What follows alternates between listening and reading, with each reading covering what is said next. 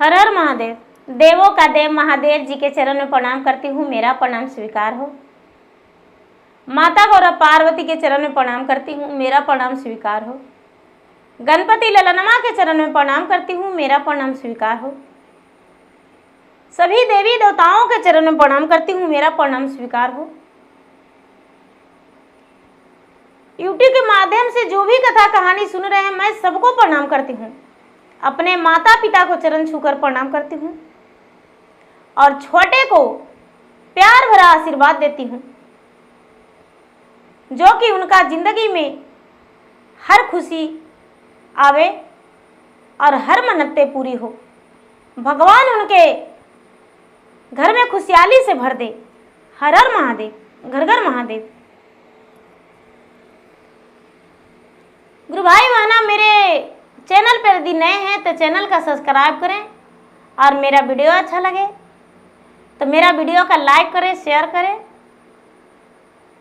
धन्यवाद। हर हर महादेव, घर घर महादेव।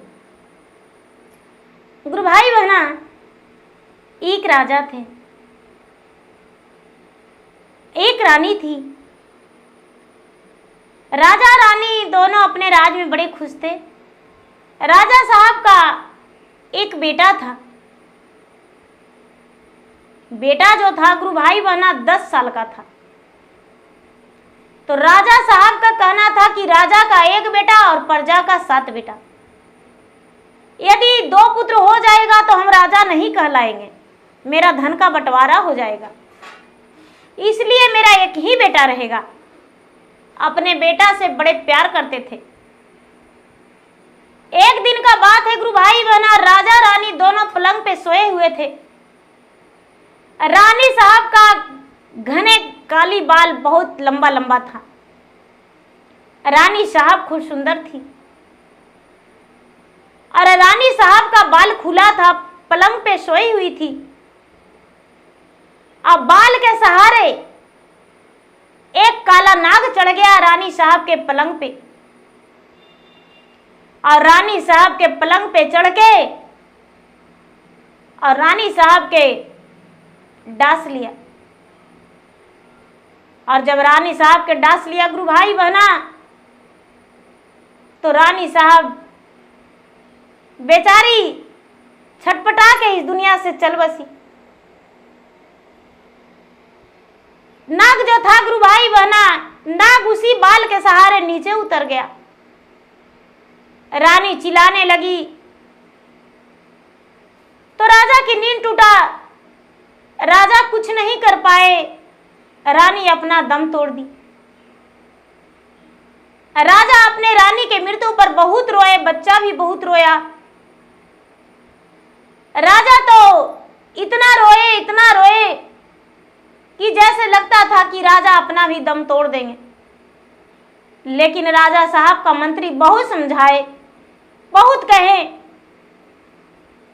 राजा साहब धैर्य धरते हुए हिम्मत बांधे, रानी का अग्नि संस्कार कर दिए। बेटा जो था गुरु भाई बहना, बेटा पलने बढ़ने लगा, बड़ा होने लगा। धीरे धीरे समय बीत रहा था। राजा बड़े उदास रह रहे थे। राज में दूसरे राजा चढ़ाई करने को लिए तैयारी कर रहे थे, राज छीनने के लिए। सारे लोग राजा को बोले, राजा साहब आप अपने ही पत्नी का वियोग में डूबे हैं, राज दूसरा कोई छीन लेगा, तो इसलिए राजा साहब अपना खुल के बाहर आइए, अपना जिंदगी में एक नया खुशहाली लाइए। राजा साहब राजी हो गए कि ठीक है, जैसी आप सबका मर्जी। राजा साहब का मंत्री जो था, ब्याह के लिए राजा को राजी किया। राजा साहब ब्याह के लिए तैयार हो गए।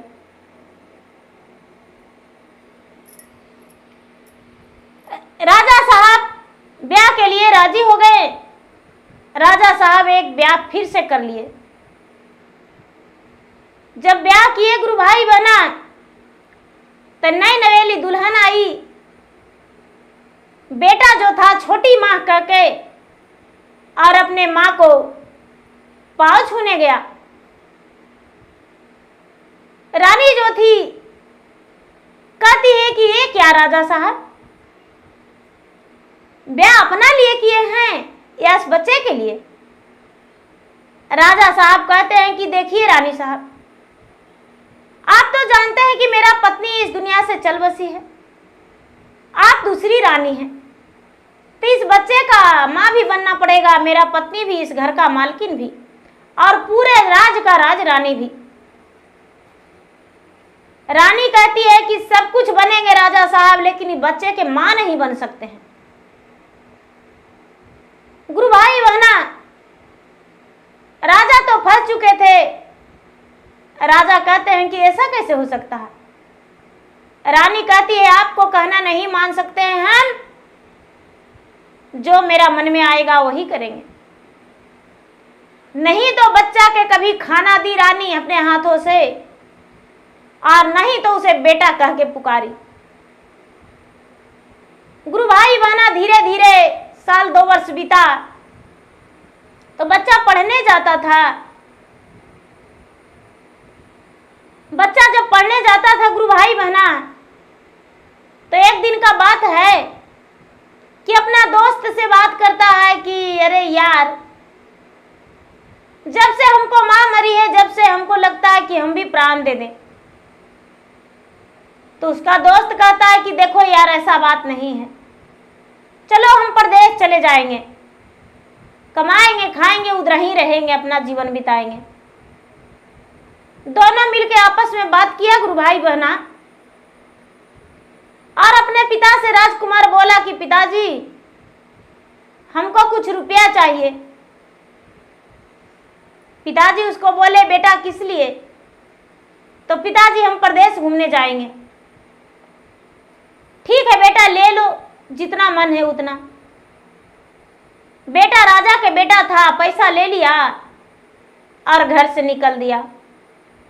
एक घोड़ा ले लिया, घोड़े पर सवार होकर दोनों दोस्त निकल दिया। चलते चलते चलते चलते चलते बहुत दूर चला गया, बहुत दूर चला गया, इतना दूर कि शाम हो गया, उसे दिखाई नहीं दे रहा था। अपने दोस्त से बात करता है कि यार कुछ दिखाई नहीं दे रहा है, कहाँ जाएंगे, किधर जाएंगे? उसका दोस्त कहता है कि देखो यार, चलो रास्ता में कुछ ना कुछ मिलवे करेगा। कहता है कि ऐसे नहीं यार, घोड़ा के बांध दो वृक्ष में और बड़ा पेड़ पर चढ़ के देखो कुछ दिखाई देता है कि नहीं। तो घोड़ा के पेड़ में बांध के और पेड़ पर चढ़ के देखने लगा, तो बहुत दूर में एक डिबरी जल रहा था। गुरु भाई बहना, डिबरी जल रहा था, पहले लाइट बाती नहीं था। तो सोचा कि एक रोशनी जल रहा है, जरूर कोई घर होगा, गांव होगा, चलो उसके पास जाते हैं। तो गुरु भाई बहना वहां पर तो चला गया। जब चला गया तो बाहर में एक चटाई बिछा के एक सुंदर लड़की बैठी हुई थी। लड़की 2 राजकुमारों को देखकर कहती है कि भैया, ये आधी रात में आप लोग यहाँ कैसे? मुसाफिर यहाँ कैसे? कहते हैं कि देखो राजकुमार, देखो हम लोग भटके हुए हैं, रास्ता से चल रहे हैं, घर द्वार मिल ही नहीं रहा, खाली जंगले मिल रहा है, इसलिए रात बिताना चाहते हैं। ठीक है, रह जाओ।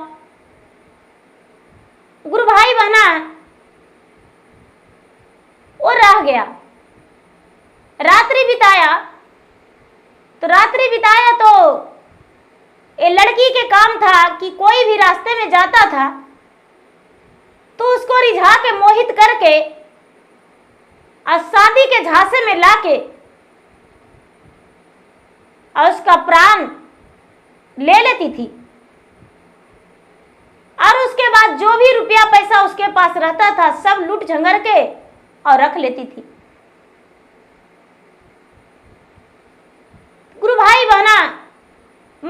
इरादा इसको यही आ गया कि चलो दो मुल्ला फिर फंस गया। इसका सारा परिवार था गुरु भाई बहना, लेकिन वहां से हट के था। ये लड़की वहां अकेली रहती थी। रात में अपने बाहर रह गई, अंदर में दोनों राजकुमार को सुता दिया।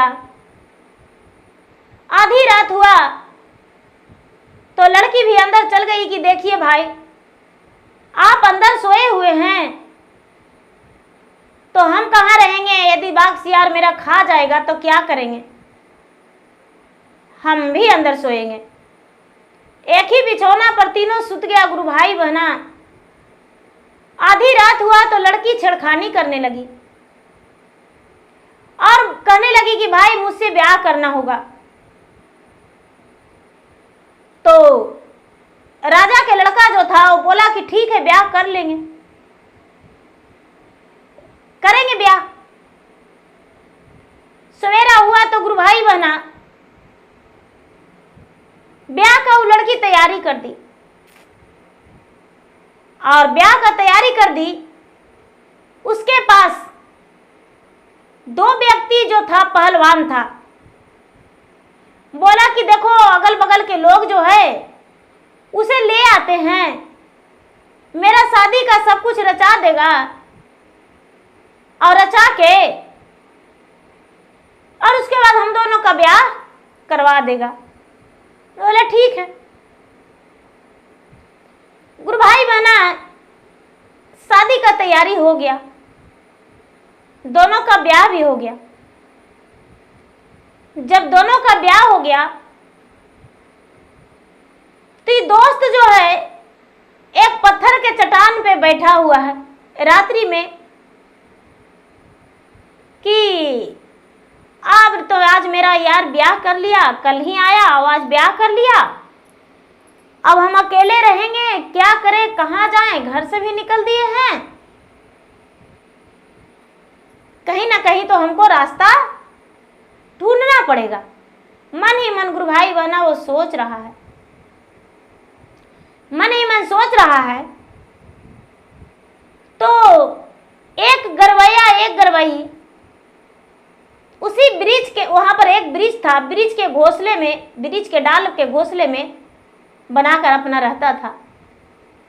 तो गरवैया कहती अपनी गरवई से कि अरे आज कोई नई कहानी सुनाओ। तो गरवई कहती है कि क्या सुनाऊं? अरे वही पंख, वही खाल, वही हड्डी, वही घोंसला और वही हथियारिन भी नीचे वही है, लेकिन नया तो यही है कि आज फिर एक मुल्ला को फंसा ली है। अच्छा, आज एक मुल्ला फंसा ली है? तो हाँ, देखो अब उसे तो ये मार ही देगी, प्राण तो ले ही लेगी और प्राण लेके और धन संपत्ति लूट के उसको अग्नि संस्कार कर देगा, वही कुआं में डाल देगा। हाँ, तो वही करबे करती है। तो आह, कितना सुंदर राजकुमार है। जानते हैं इसका माँ भी नहीं है, सौतेली माँ है। सौतेली माँ भी नहीं समझती है, तंग होके बेचारा घर से निकाल गया है, इसका कोई नहीं सहारा है।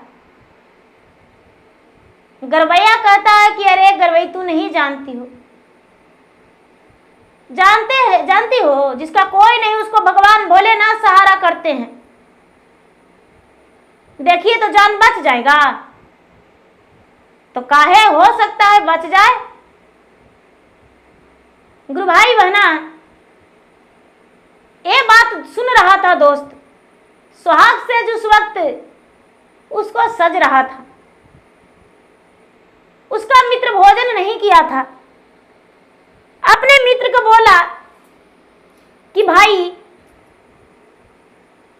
तू तो सुहाग सेज में चल जाएगा अपने पत्नी के साथ, लेकिन आज भर तुम्हें नहीं सोना है। गुरु भाई बहना ये जो मित्र था वो क्या किया कि बोला कि भाई शादी का जो जोड़ा है वो तुम हमको दे दो। बोला कि तुमको दे दे, तो हाँ। शादी का जोड़ा अपना मित्र से उतरवा लिया। वहां पास ही में केले का पेड़ था, केला के पेड़ के काट लिया गुरु भाई बहना।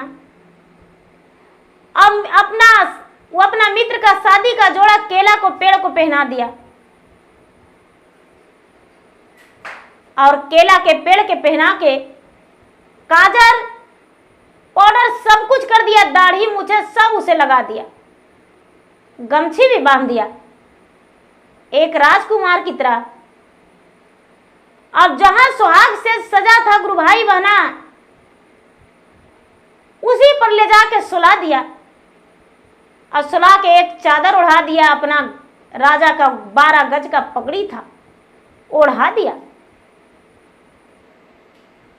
कि चलो मित्र को हम सुला दे रहे हैं, भाई भाभी आप सो जाइएगा सुहाग सेज पे। वो जो लड़की थी वो बोली कि ठीक है। फूलों से सजाया हुआ सुहाग सेज गुरु भाई बहना सुंदर से अपने दोस्त के नाम पर उसे ओढ़ा दिया। अब एक खिड़की से झांक कर देखने लगा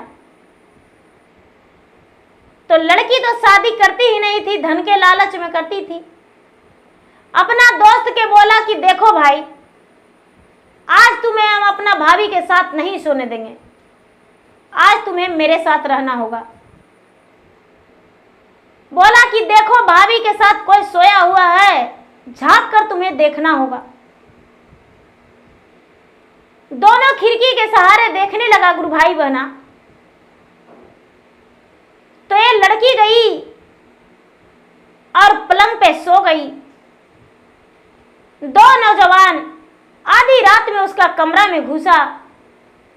लड़की उस लड़के से बोलचाल नहीं किया जो उसके पति स्वरूप सोया हुआ था। आधी रात में गया गुरु भाई बहना और जाके एक तेगा से दोनों मिलकर खचाखच मारने लगा। खचाखच मारने लगा और कहता है कि अरे राजा का बेटा का बड़ा कोमल वदन है, खचाखच कट रहा है, चलो साला मर गया।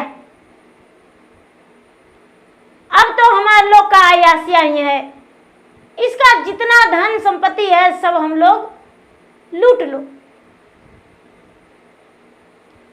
गुरु भाई बहना, राजा का बेटा का जो कपड़ा था उसमें तो रुपया था ही, रुपया अंदर में ही था। रुपया वो लड़की निकाल ली और सोची कि मेरा पति तो मर गया। रात्रि के समय में उसी बेडशीट पर सहीते और एक कुएं में डाल दी। उसे लगा कि हम अपना पति को मारकर कुएं में डाल दिए। सवेरा हुआ, ये लड़का तो सारी लीला देख रहा था। सवेरा हुआ, जो दोनों जो नौजवान मारा था वो तो वहां से भाग गया। इसका जो दोस्त था, जो साथ में था, अपने दोस्त के ही छिपा दिया राजा को बेटा को। और मंत्री के बेटा जाकर बोला कि भाभी मेरा यार का नींद नहीं टूटा है। तो ये लड़की जो है वो कहती है कि क्या कहें, लीला रच दी कि अरे बाप रे बाप, आपका यार तो रतिया में भाग गए, कहाँ मुझे पता नहीं, देखिए मुझे डंडा से मारे हैं, दिखाने लायक नहीं है। मेरा जेब और गहना रुपया पैसा जो भी था सब चुरा के चल दिए। हे भगवान, हम कैसा पति पाए। मेरा पति ने तो मेरा सारा धन लूट लिया, पति नहीं था, चोर था। ये लड़का जो दोस्त है वो कहता है कि भाभी मेरा दोस्त ऐसा था। तो हाँ। गुरु भाई बहना बोला कि तो कहाँ गया, तो नहीं पता। अंदर में ही पलंग के नीचे कुआं था। ये लड़का वहां से चल दिया गुरु भाई बहना दोनों भाग के, और जाके पुलिस स्टेशन में जाके कंप्लेन किया। कंप्लेन करके और बोला कि चलिए दरोगा साहब, जो करनामा है वो देखा जाएगा। पुलिस दरोगा के ले जाकर और उसका राज को खोल दिया। जब पुलिस दरोगा देखता है तो गुरु भाई बहना, कुआं में तो कितने वैसा वैसा लाशें था जो कोई पता नहीं। राजा के बेटा जिंदा था। ये लड़की देखकर शौक गई। लड़की अपने आप कहती है कि अरे हम तो तुमको रात में मारवा दिए थे, पीसे पीस करवा दिए थे, तो जिंदा कैसे है? उसका दोस्त बोला कि देखो, जिसको भगवान नहीं मारता उसको कोई नहीं मारता है। मेरा दोस्त जिंदा है, इसका जान हम बचाए हैं। और जिसे तुम मारी हो, केले का वृक्ष था, केले का पेड़ था। गुरु भाई बहना, वो लड़की तो हक्के बक्के रह गई।